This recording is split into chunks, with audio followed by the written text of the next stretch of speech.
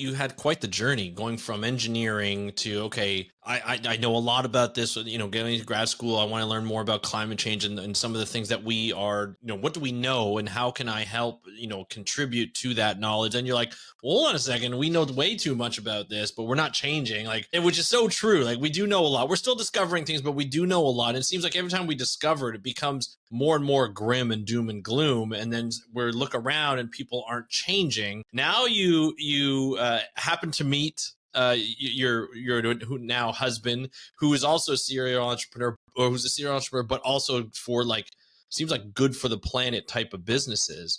And then you get into this. So you basically went from, I'm going to do something and do something really impactful and hard, to, I'm going to change the way we look at things so that we can help this climate change thing. We know a lot about climate change. Now we need to act. So I'm going to help in that action. That's quite the jump from doing research to business and do that.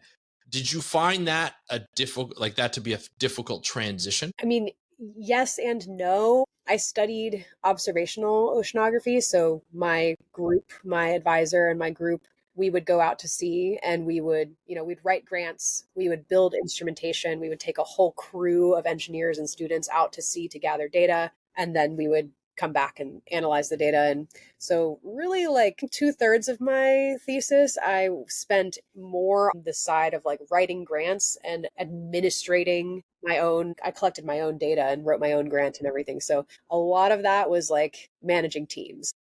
Yeah. And so True. those skills transferred pretty readily. And then, there's this whole section of my brain that's just knows a bunch of differential equations that I don't really need to know You anymore. may not need to know anymore. I don't know how you make the bread, but if you need to use differential equations, maybe that'll help. But for now, probably not.